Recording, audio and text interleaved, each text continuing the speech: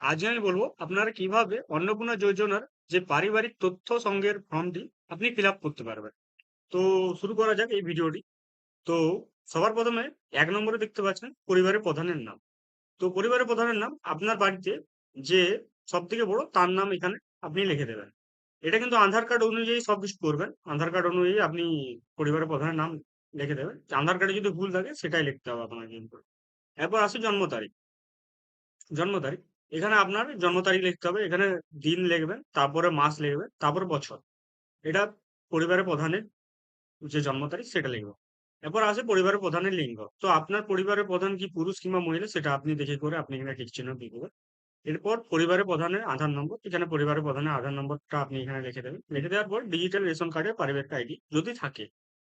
যদি আপনার digital ration কার্ডে পারিবারিক আইডি থেকে থাকে তবে অবশ্যই এখানে সেটা লিখবে। লেখার পর তারপরে যে তারপরে যেটা পরিবারের সদস্য সংখ্যা। তো পরিবারের সদস্য সংখ্যা এখানে পরিবারে আপনার যতজন আছে মানে ৪ জন যদি থাকে ৪ জন, যদি ৫ জন থাকে তাহলে ৫। এরকম ভাবে আপনি সংখ্যায় এখানে লিখবেন। এরপর ঠিকানা। ঠিকানা আপনার ঠিকানা স্থায়ী ঠিকানা যেখানে মানে আধার কার্ডের অনুযায়ী বা ভোটার কার্ডের অনুযায়ী যে ঠিকানাটা আপনার দেওয়া আছে ভোটার কার্ড, আধার কার্ডে সেই ঠিকানাটা আপনি এখানে লিখে দেবেন এই বক্স।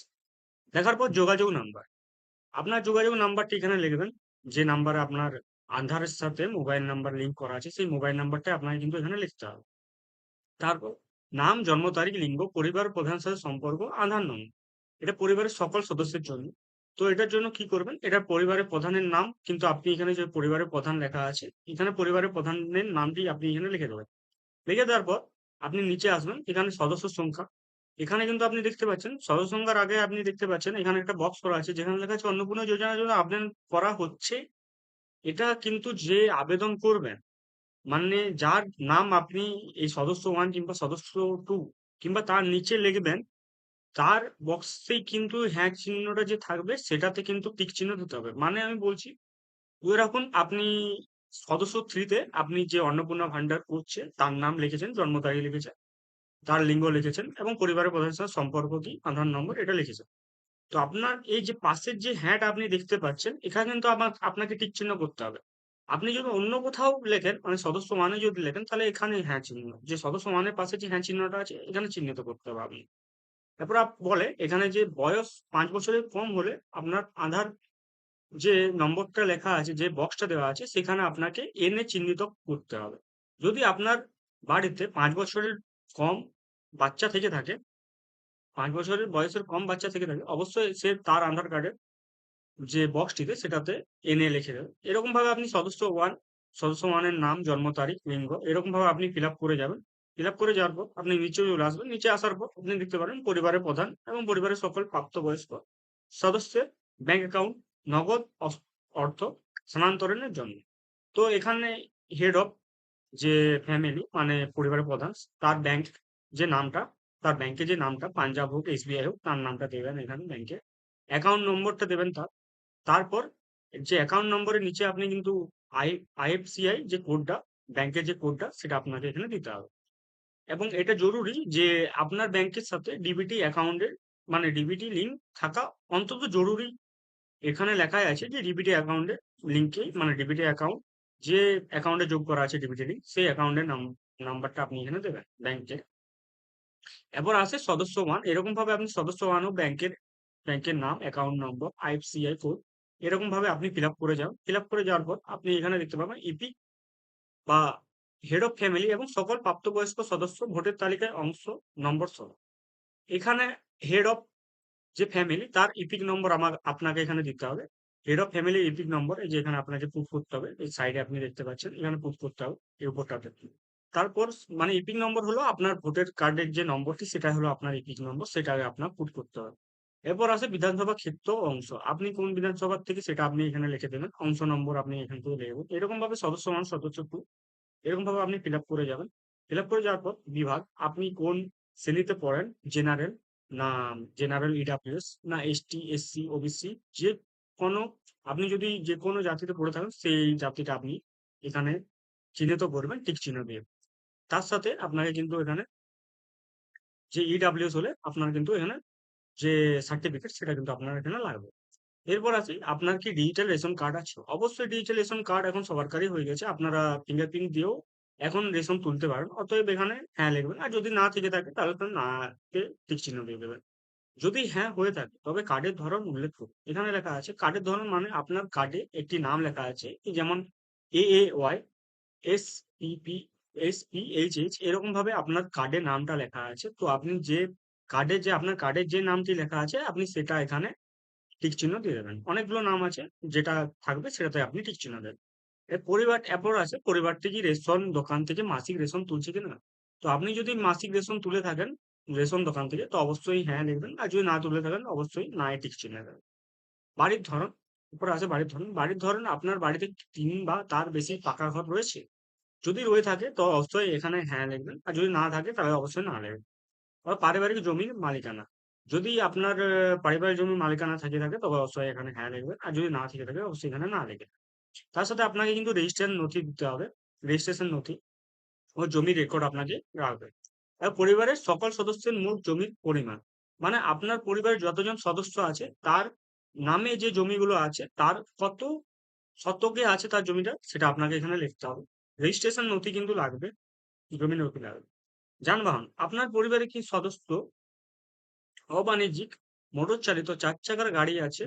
তো এখানে যদি আপনার বাড়িতে গাড়ি, জিপ, ট্রাক্টর অন্তর্ভুক্ত হয়ে থাকে তাহলে অবশ্যই এখানে আপনি হ্যাঁ লিখবেন। আর যদি না থাকে অবশ্যই না এ টিক চিহ্ন দেবেন। যদি হ্যাঁ হয়ে থাকে অবশ্যই কিন্তু গাড়ির সংখ্যা আপনি উল্লেখ করবেন যে আপনার বাড়িতে কটা গাড়ি আছে। ১ টা, ২ টো, ৩ টে, ৪ টে কটা গাড়ি থাকবে সেটা আপনি এখানে লিখে দেবেন।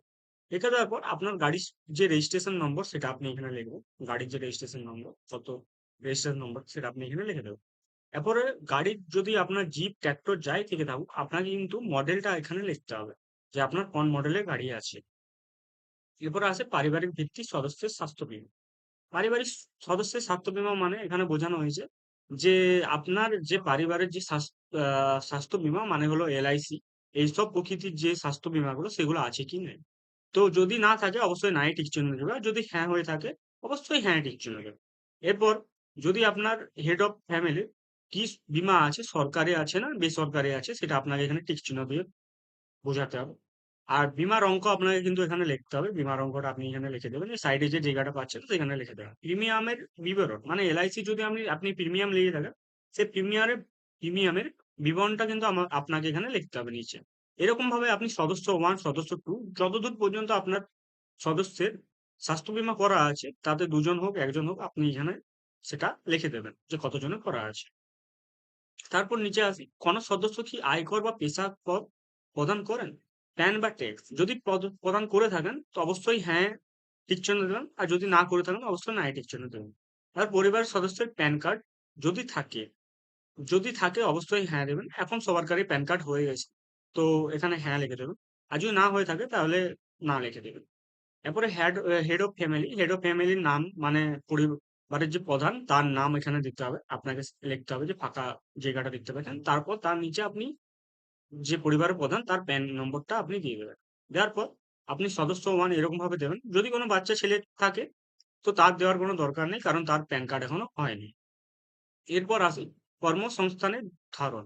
আপনার পরিবারের প্রধান কিরকম কাজ করেন? সরকারি ক্ষেত্রতে কাজ করেন না বেসরকারিতে কাজ করেন? না কোনো ব্যবসায়ী কিংবা মালিক সেটা আপনাকে এখানে চিহ্নিত করতে হবে। না এখন পরিযায়ী শ্রমিক না বেকার সেটা আপনাকে এখানে টিক চিহ্ন দিয়ে বোঝাতে হবে। সেটা সব সদস্যকেই আপনাকে এখানে করতে হবে যে, যে কোনো সদস্য কি আপনাদের ফ্যামিলিতে সরকারিতে চাকরি করে, বেসরকারি চাকরি করে, না বেকার আছে, না পরিযায়ী শ্রমিক সেটা আপনাকে এখানে টিক চিহ্ন দিয়ে বোঝাতে হবে। তারপর আপনি যদি নিচে চলে আসেন এরকম ভাবে আপনি এখানে সদস্য 1 সদস্য 2 করে আপনি ফিল আপ করে যাবেন। ফিল আপ করে যাওয়ার পর আপনি নিচে এলে আপনি এখানে দেখতে পারেন পরিবারের শিক্ষিত প্রাপ্তবয়স্ক সদস্যদের সংখ্যা এবং পরিবারের অশিক্ষিত প্রাপ্তবয়স্ক সদস্যদের সংখ্যা। তো আপনার পরিবারে যতজন শিক্ষিত আছে তাদের এখানে সংখ্যায় লিখে দেবেন যে এতজন আছে। আর কতজন অশিক্ষিত আছে তারটা আপনি এখানে লিখে দেবেন যে কতজন অশিক্ষিত আছে। এরপর পরিবারের প্রধান আপনার নিচে যে দেওয়া আছে পরিবারের প্রধান শিক্ষিত না অশিক্ষিত আপনি সেটা এখানে টিক করে দেবেন যে শিক্ষিত না অশিক্ষিত। তারপর আপনার নিচে দেখতে পারেন সর্বোচ্চ শিক্ষাগত যোগ্যতা। তো এখানে আপনি লিখে দেবেন যে সে 10 পাস না 8 পাস না 12 পাস সেটা আপনি এখানে লিখে দেবেন। লেখা দেওয়ার পর আপনি এরকম ভাবে সদস্য 1 দেখতে পাবেন, শিক্ষিত না অশিক্ষিত এরকম ভাবে আপনি টিক চিহ্ন করে যাবেন। সদস্য 1, সদস্য 2, সদস্য 3 এরকম ভাবে টিক চিহ্ন করে যাবেন। তারপর আসে কোন সদস্য কি কোন সাংবিধানিক পদ, মন্ত্রী, সহায়ক, বিধায়ক, পৌরস্থানীয় সং আ সংখ্যা হয়ে থাকে যবে মানে এখানে বোঝানোর চেষ্টা করছি যে আপনার পরিবার থেকে কোনো যদি বিধায়ক হয়ে থাকে বা মন্ত্রী হয়ে থাকে বা মন্ত্রীর পদে থাকে, তো তবে অবশ্যই আপনি এখানে হ্যাঁ লিখবেন। আর যদি না হয়ে থাকে অবশ্যই আপনি এখানে না লিখবেন। আর যদি কোনো পদে থাকে যে মন্ত্রীর পদ কিংবা বিধায়ক পদ, অবশ্যই তার সদস্য সংখ্যা মানে কতজন সদস্য আছে সেটা আপনাকে এখানে লিখতে হবে। এরপরে প্রয়োজনীয় সহায়ক নথি থাকলে জমা দিতে হবে। এখানে কিন্তু দেওয়া আছে জমা এটার মধ্যে লাগিয়ে আপনাকে জমা দিতে হবে। তারপরে কোনো সদস্য কি সরকারি পেনশনভোগী? তো এখানে যদি কোনো সদস্য আপনাদের সরকারি পেনশন পায়, তবে অবশ্যই এখানে হ্যাঁ লিখবেন। আর যদি না পেয়ে থাকে অবশ্যই না এখানে টিক চিহ্ন দিয়ে দেবেন। তারপর আসি যদি সরকারি পেনশন হয়ে থাকে, তো অবশ্যই সেখানে সদস্য সংখ্যা আপনাদের লিখতে হবে যে কতজন আপনার পেনশন পায়। তারপর এখানে লিখতে হবে কোন সদস্য কি জিএসটি অধীনে নিবন্ধিত আছে। মানে এখানে হলো কোন জিএসটি যদি নিবন্ধিত আছে তবে অবশ্যই এখানে হ্যাঁ লিখবেন। আর যদি না হয়ে থাকে অবশ্যই না লিখবেন। যদি হ্যাঁ হয়ে থাকে তবে অবশ্যই এখানে নাম্বারটা আপনি লিখতে হবে যে জিএসটির যে নাম্বারটা সেটা আপনাকে এখানে লিখতে হবে।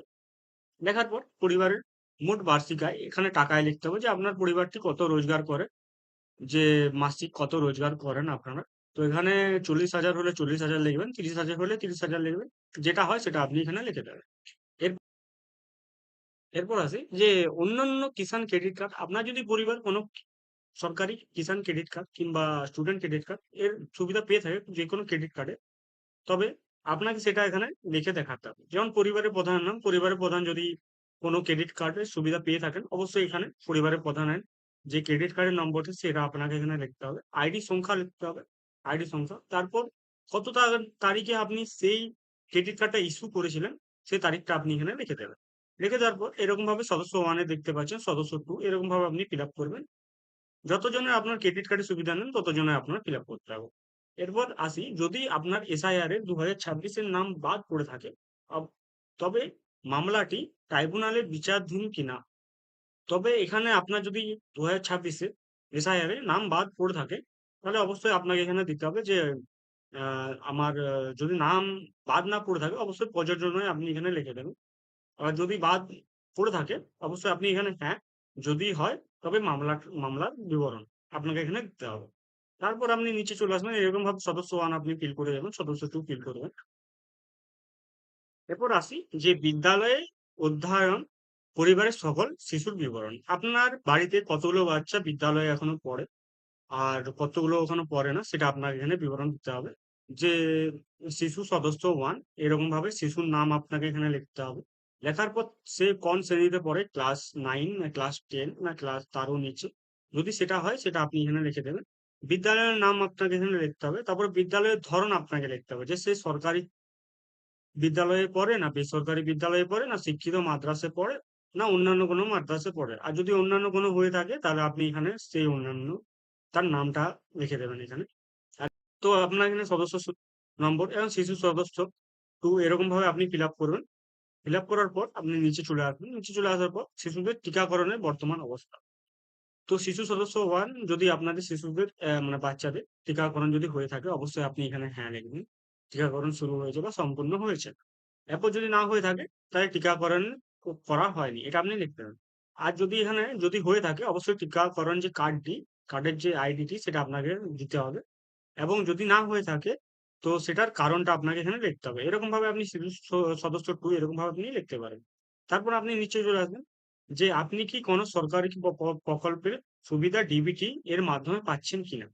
তো এটা আপনাকে লিখতে হবে যে পরিবারের প্রধান কোনো ডিবিটির প্রকল্পের মাধ্যমে কোনো সুবিধা পাচ্ছে কিনা সেটা আপনি এখানে হ্যাঁ যদি পান অবশ্যই এখানে হ্যাঁ লিখবেন। আর যদি না পান অবশ্যই না টিক চিহ্ন দেবেন। এরপর নিচে আসি প্রকল্প থেকে বেরিয়ে যেতে ঠিক বক্সটি চিহ্নিত করুন। এরপর আপনি যদি প্রকল্প থেকে বেরোতে চান, মানে প্রত্যাহার করতে চান যে প্রকল্পটি আপনি এখন নিচ্ছেন, তো তার প্রকল্পের সেই নামটি আপনি এখানে লিখে দেবেন। লেখার পর এখানে হ্যাঁ টিক দিয়ে দেবেন। এরকম ভাবে আপনি সদস্য 1 এরকম ভাবে ফিল আপ করবেন যে কোন প্রকল্প আপনি পেয়ে থাকেন ডিবিটির মাধ্যমে সরকারের দ্বারা। সেটা আপনি লিখবেন। আর প্রকল্পে যদি আপনি বাদ হতে চান সেখানে প্রকল্পের নাম এবং তার পাশে যে হ্যাঁটা দেখতে পাচ্ছেন সেটাতে টিক চিহ্ন দিতে হবে। এরকম ভাবে সদস্য 2, সদস্য 3 এরকম ভাবে আপনি ফিল আপ করবেন। তারপর নিচে যে আপনি দেখতে পারেন বাদ হলে কারণ। মানে যদি আপনি এই প্রকল্প থেকে বাদ হয়ে যান, তাহলে কারণটা আপনাকে অবশ্যই দিতে হবে যে কি কারণে আপনি এই প্রকল্প থেকে বাদ হচ্ছেন। তারপরে আসে ঘোষণা ও সম্মতি। এটাতে বলছে যে আমি মর্মে ঘোষণা করছি যে আমার এই ফর্মটি আমি ঠিক তথ্য দিয়ে ফিল আপ করেছি। তার জন্য আপনাকে এখানে সম্মততে ক্লিক করতে হবে যে আপনি এই ফর্মটি যে সত্য এবং ডকুমেন্ট যে ভেরিফাইড ডকুমেন্ট সেটা দিয়ে আপনি এখানে ফিল আপ করেছেন। তারপর নিচে আপনাকে এখানে স্বাক্ষর করতে হবে। এরকম ভাবে আপনি অন্নপূর্ণা ভান্ডারের ফর্মটি ফিল আপ করতে পারবেন।